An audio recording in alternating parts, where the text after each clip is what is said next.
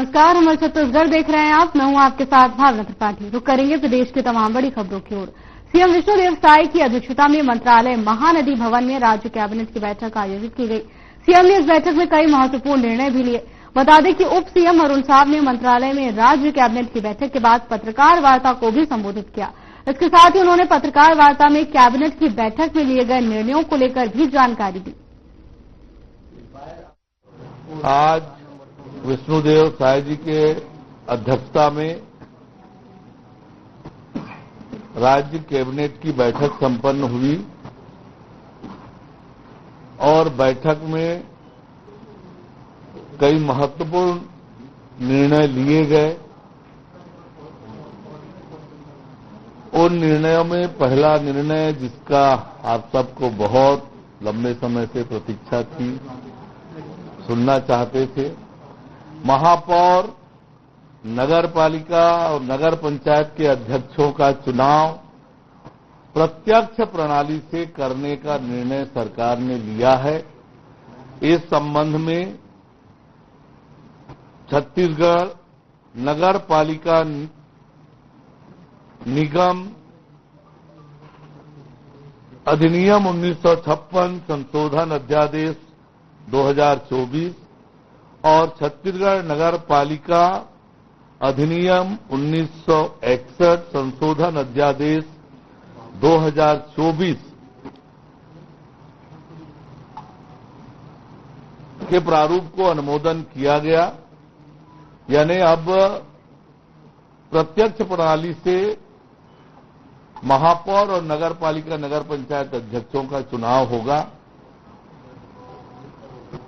1999 तत्कालीन मध्य प्रदेश के समय से प्रत्यक्ष प्रणाली से ये चुनाव होता था, पर 12 दिसंबर 2019 को तत्कालीन सरकार ने अध्यादेश जारी कर पार्षदों से ही चुनाव कराने का निर्णय किया गया था। उसको पूर्ववत प्रत्यक्ष प्रणाली से चुनाव करने का जो अध्यादेश है 2024, उसके प्रारूप का अनुमोदन किया गया। इसी तरह से नगरीय निकायों में और पंचायतों में अन्य पिछड़ा वर्ग के आरक्षण के लिए माननीय सर्वोच्च न्यायालय ने जो दिशा निर्देश जारी किए ट्रिपल टेस्ट करने का, वो ट्रिपल टेस्ट करते हुए राज्य सरकार ने राज्य पिछड़ा वर्ग कल्याण आयोग का गठन किया। कमिटी ने अपनी रिपोर्ट दी और उसके आधार पर जो आंकड़े आए हैं, उस आधार पर नगरीय निकायों में और पंचायतों में अन्य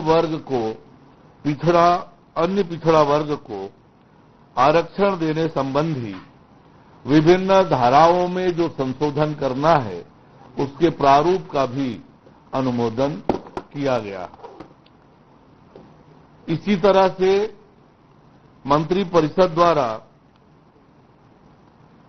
सार्वजनिक वितरण प्रणाली के अंतर्गत पात्र हितग्राहियों को चना वितरण हेतु नागरिक आपूर्ति निगम को चना उपार्जन हेतु एनईएमएल ई ऑक्शन प्लेटफॉर्म के माध्यम से किए जाने की अनुमति प्रदान की गई है।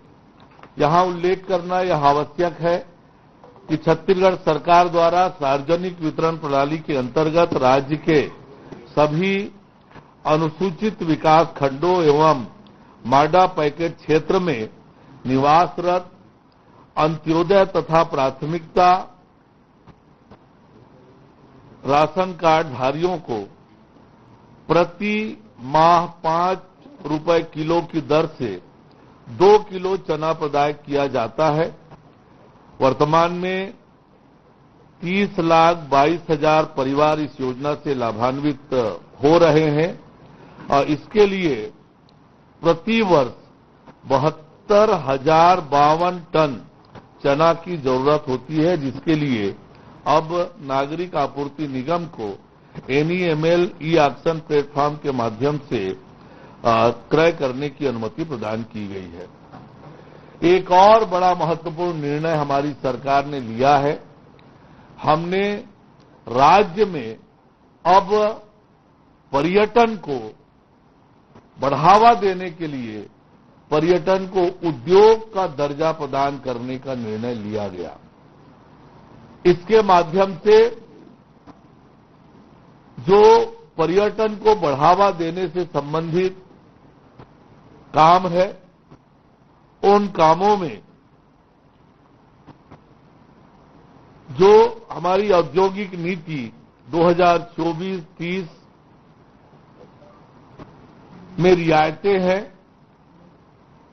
जैसे पर्यटन, मनोरंजन, अन्य सामाजिक सेवा सेक्टर में शामिल है, इन सबको उसकी सुविधा का लाभ मिलेगा। अनुदान, रियायत, अन्य जो चीजें हैं वो मिलेगी। इससे एक तरफ जहां पर्यटन को बढ़ावा मिलेगा, पर्यटन सुविधाओं में विस्तार होगा और दुनिया भर के पर्यटक सुविधाएं मिलने पर यहां पर आएंगे और पर्यटन सुविधाओं का भी विस्तार छत्तीसगढ़ में होगा, तो निश्चित रूप से आने वाले समय में पर्यटन को उद्योग का दर्जा मिलने से पर्यटन में वृद्धि होगी। इससे न केवल हमारे राज्य को विकास में मदद मिलेगी, वरन रोजगार का सृजन भी होगा और राष्ट्रीय अंतर्राष्ट्रीय स्तर की पर्यटन सुविधाएं भी लोगों को मिल सकेगी।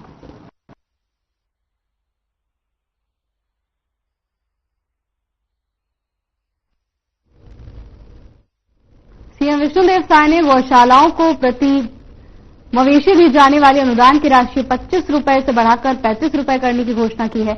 उन्होंने कहा कि गौ माता के संरक्षण और संवर्धन के लिए छत्तीसगढ़ में जन जागरूकता अभियान चलाने की आवश्यकता है। इसके साथ ही सीएम साय राजधानी रायपुर के पंडित दीनदयाल उपाध्याय ऑडिटोरियम में छत्तीसगढ़ राज्य गौ सेवा आयोग के नवनियुक्त अध्यक्ष विशेश्वर सिंह पटेल के पदभार ग्रहण समारोह को संबोधित कर रहे थे।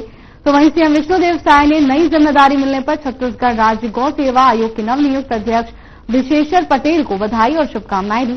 समारोह में उप मुख्यमंत्री अरुण साव और विजय शर्मा भी उपस्थित रहे।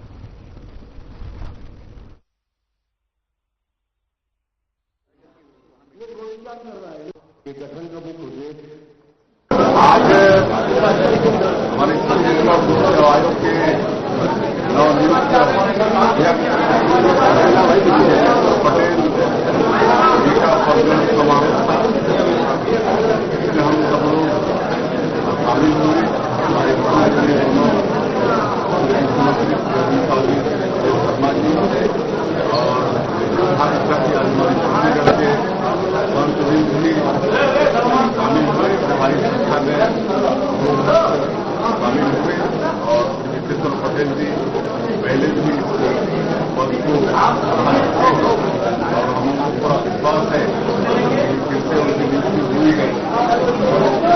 हमारे प्रदेश में भगवान के संरक्षण के लिए आयोग के द्वारा काम होगा और आज जो सड़कों पर रखे हुए कई बार एक्सीडेंट से उनकी मृत्यु हो जाती है, सब रुकेगा और गौ माता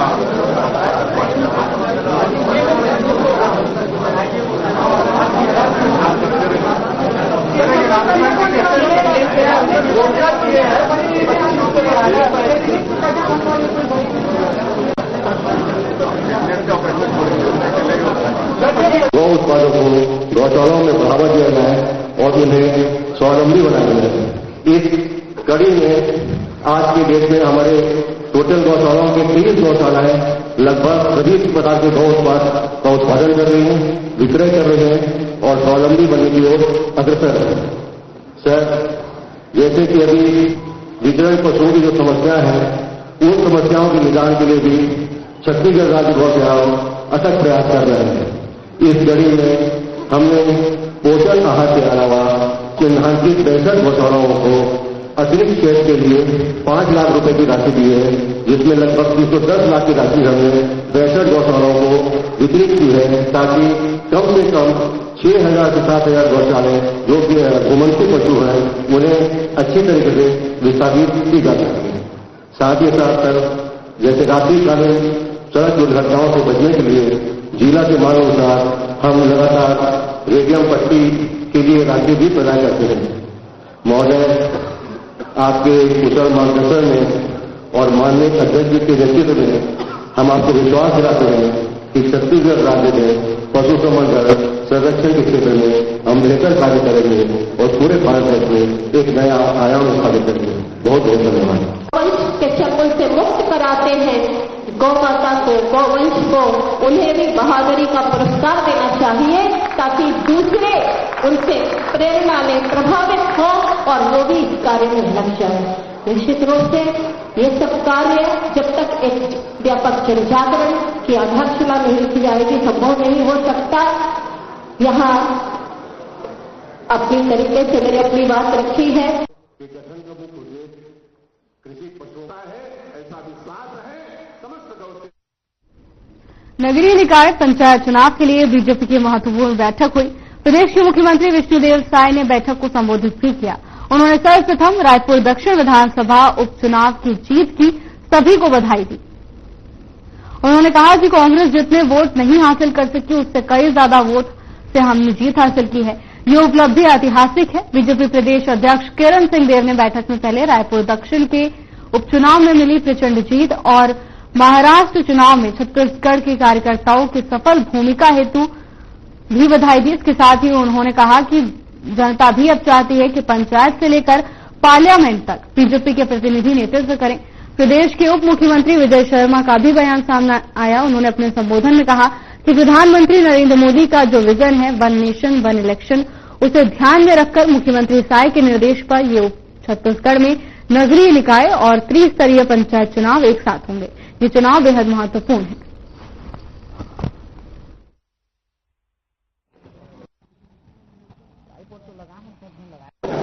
रचनात्मक गतिविधियां होंगी सभी प्रकार की होगी तरीके से जनता ने अपना विश्वास इसलिए उनका आशीर्वाद मिल रहा है और अभी भी निरंतर मिल रहा है। उपचुनाव में भी विधानसभा चुनाव, लोकसभा चुनाव और दक्षिण के रायपुर के उपचुनाव में इस तरीके से मोदी जी की गारंटी पर, विष्णुदेव साई जी के सुशासन पर, उनकी व्यवस्थाओं पर और भारतीय जनता पार्टी की नीतियों पर, कार्यक्रमों पर जनता ने विश्वास व्यक्त किया है और सभी अभिनंदन कार्यक्रम सारा कुछ है।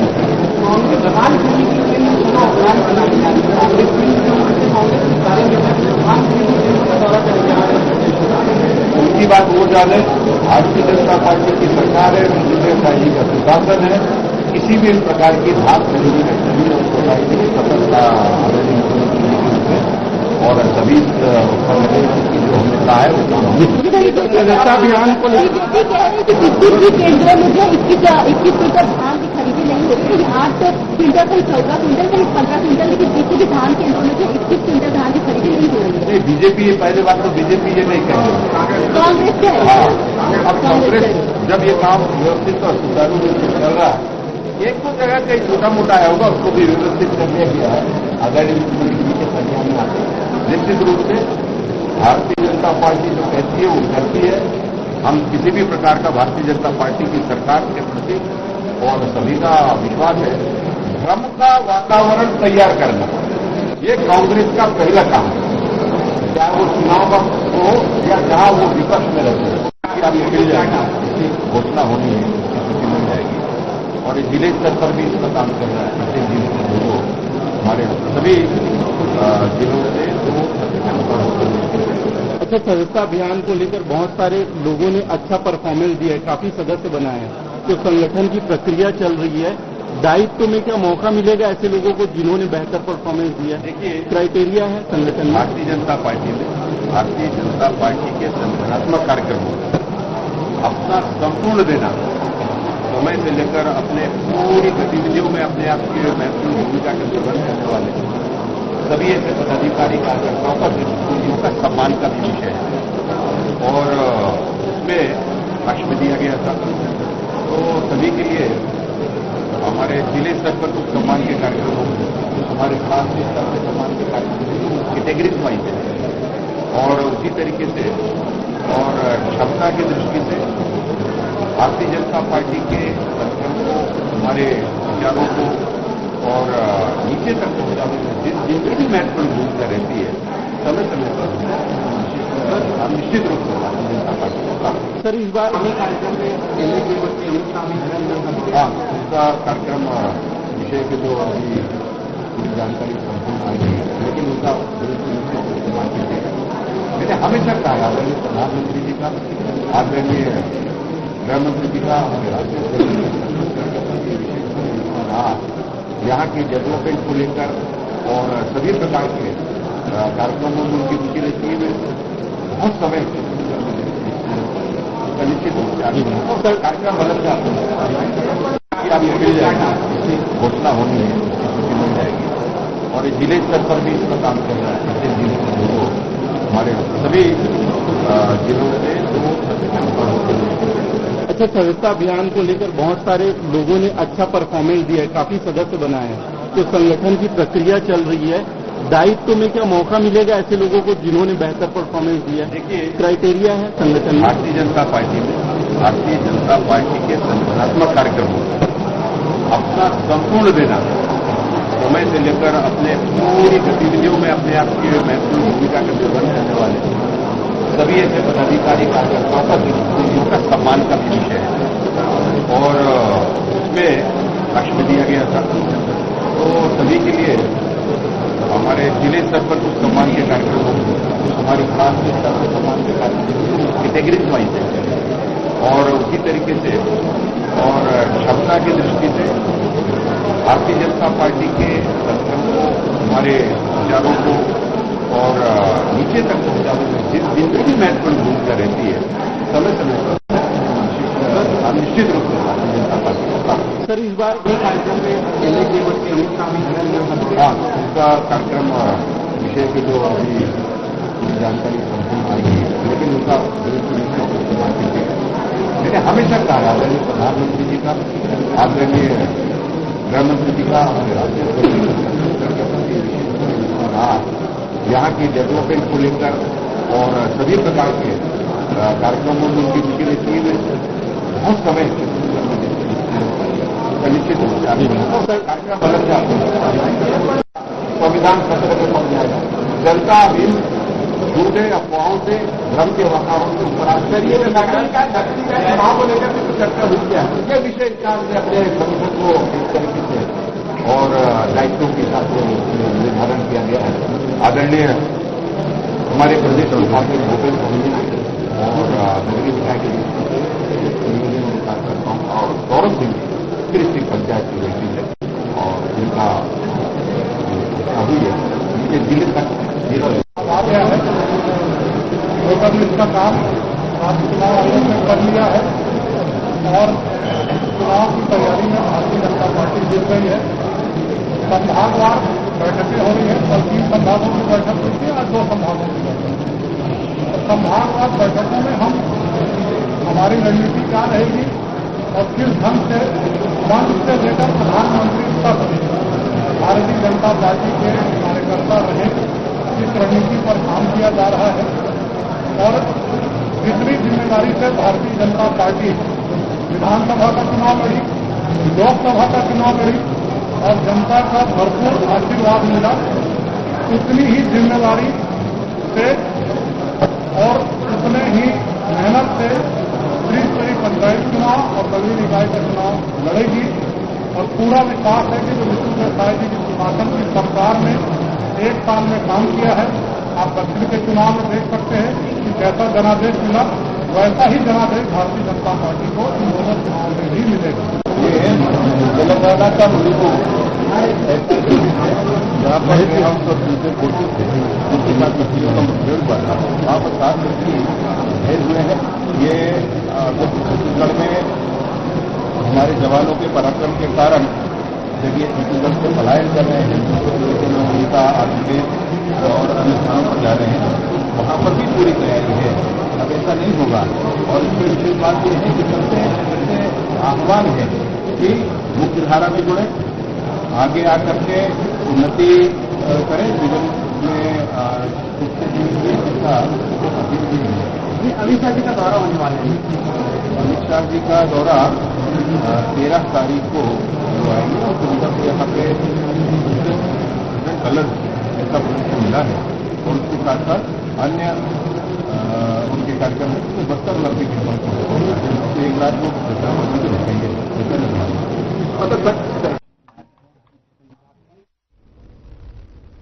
बीजापुर में हो रहे अवैध रेत उत्खनन को लेकर छत्तीसगढ़ प्रदेश कांग्रेस के अध्यक्ष दीपक बैस ने विधायक विक्रम मंडावी के नेतृत्व में 7 सदस्यीय जांच समिति का गठन किया और रेत खदान का निरीक्षण भी किया। देखिए हमारी खास रिपोर्ट।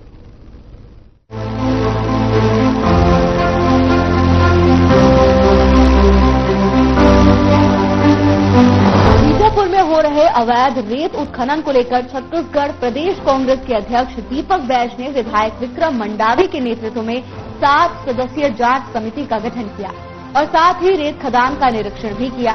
बीजेपी नेताओं द्वारा रेत माफियाओं से मिलकर रेत की अवैध तस्करी किए जाने और ग्राम पंचायतों पर रेत माफियाओं को ठेका देने का दबाव बनाए जाने के मामले में जांच की गई, जिसमें अवैध रेत उत्खनन और परिवहन के कई गंभीर शिकायतें कांग्रेस के 7 सदस्यीय जांच दल को मिली हैं, जिसकी विस्तृत जांच रिपोर्ट तैयार कर छत्तीसगढ़ प्रदेश कांग्रेस कमेटी के अध्यक्ष दीपक बैज को सौंपी जाएगी। बीजापुर जिला में आपको पिछले एक हफ्ते से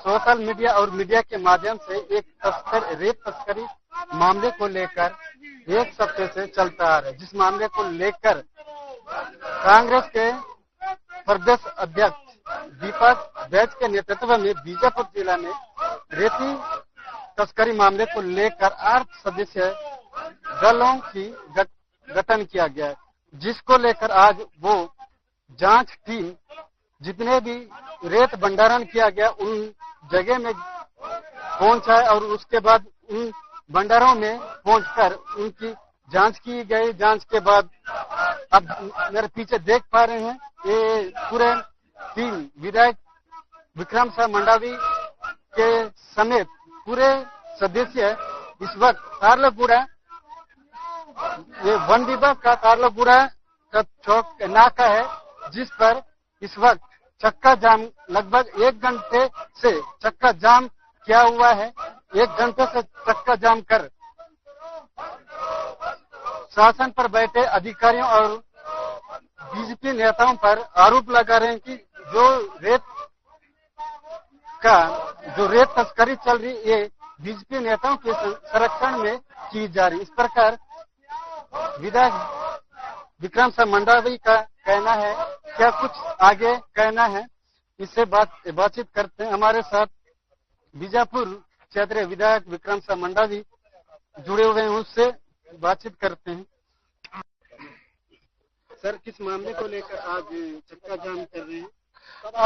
अवैध रेत के मामले को लेकर प्रदेश कांग्रेस कमेटी ने जांच दल बनाया था। उस जांच दल में हम सभी लोग आज यहाँ पर प्रभावित क्षेत्रों में आकर ग्रामीणों से, जनप्रतिनिधियों से मुलाकात करें और अवैध रेत के मामले में सबसे हमने बात किया।